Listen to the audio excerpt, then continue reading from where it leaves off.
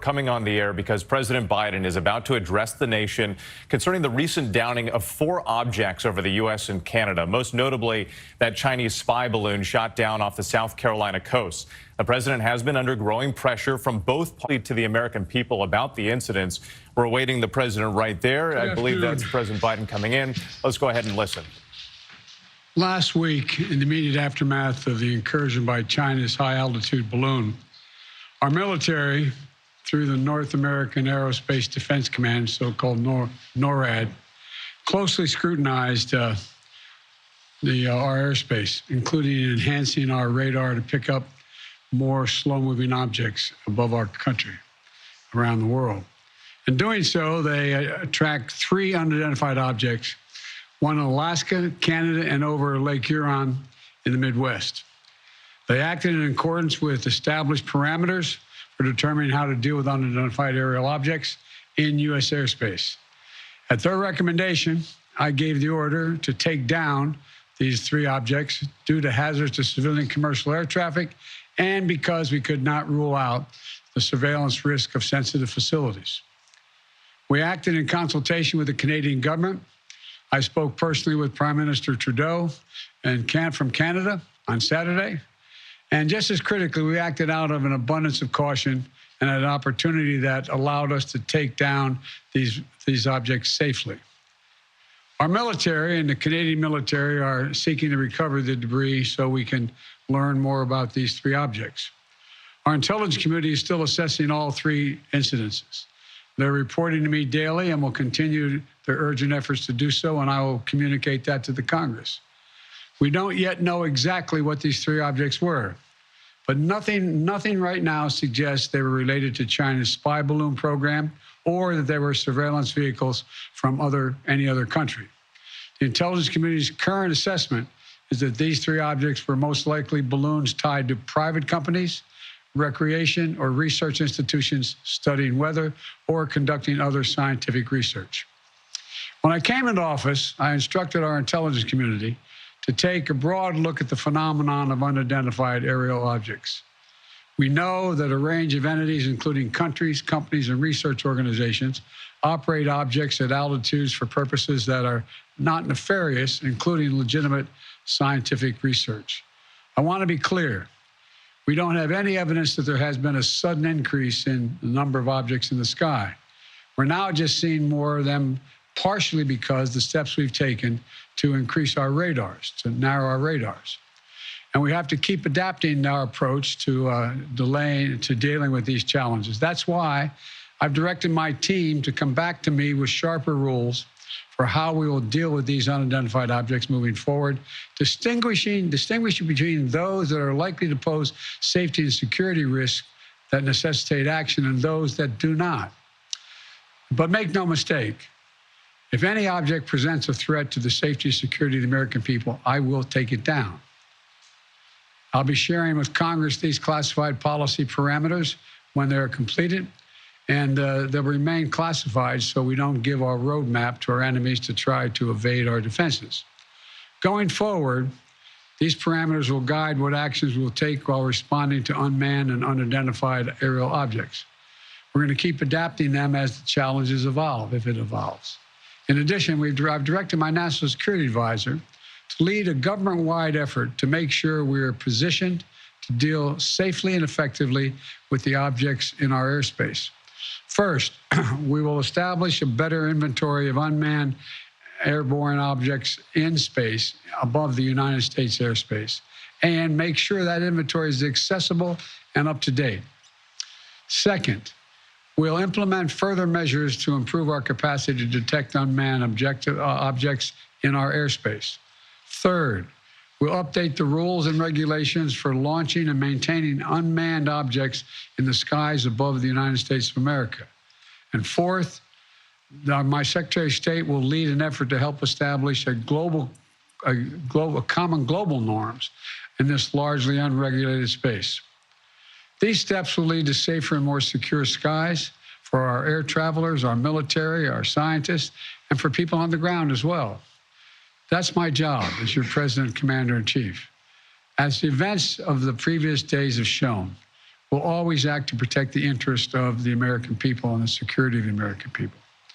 Since I came to office, we've developed the ability to identify, track, and study high-altitude surveillance balloons connected with the Chinese military. When one of these high-altitude surveillance balloons entered our airspace over the continental United States earlier in the month, I gave the order to shoot it down as soon as it would be safe to do so. The military advised against shooting it down over land because of the sheer size of it. It was the size of multiple school buses and it posed a risk to people on the ground if it was shot down where people lived. Instead, we tracked it closely, we analyzed its capabilities, and we learned more about how it operates. And because we knew its path, we were able to protect sensitive sites against collection. We waited until it was safely over water, which would not only protect civilians, but also enable us to recover substantial components for further analytics. And then we shot it down, sending a clear message. The violation of our sovereignty is unacceptable. We'll act to protect our country, and we did. Now, this past Friday, we put restrictions on 6 firms that directly support the People's Republic Liberation Army, the People's Liberation Army Aerospace Program. That includes airships and balloons, denying them access to U.S. technology. We briefed our diplomatic partners and our allies around the world, and we know about China's program and where their balloons have flown. Some of them have also raised their concerns directly with China. Our exports have lifted components of the Chinese balloon's payload off the ocean floor. We're analyzing them as I speak, and what we learn will strengthen our capabilities. Now, we'll also continue to engage with China, as we have throughout the past 2 weeks. As I've said since the beginning of my administration, we seek competition, not conflict with China. We're not looking for a new Cold War, but I make no apologies, and we will compete. And we'll responsibly manage that competition so that it doesn't veer into conflict. This episode underscores the importance of maintaining open lines of communication between our diplomats and our military professionals. Our diplomats will be engaging further, and I will remain in communication with President Xi. I'm grateful for the work of the last several weeks of our intelligence, diplomatic, and military professionals who have proved once again to be the most capable in the world. And I want to thank you all. Now, look, the other thing I want to point out is that we are going to keep our allies and the Congress contemporaneously informed of all we know and all we learn. And I expect to be speaking with President Xi, and I hope we are going to get to the bottom of this. But I make no apologies for taking down that balloon. Thank you very much.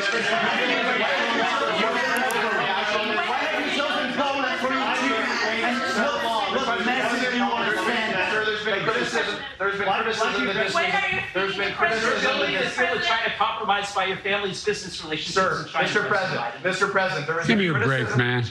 Did you overreact? Mr. President, there's been criticism that this was an overreaction that was done because of political pressure. You can come to my office and ask the question when you have more polite people. Mr. President, why have you chosen Poland for your trip tomorrow? President Biden there speaking from the South Court Auditorium at the White House. Appears to, I was just listening a little bit longer to see if he would answer some of those reporter questions, but the reporters were, at times it was difficult to hear what exactly they were asking, so the president didn't answer and he walked away. But President Biden there giving an update on the situation revolving those objects that were shot out of the sky over the U.S. and Canada.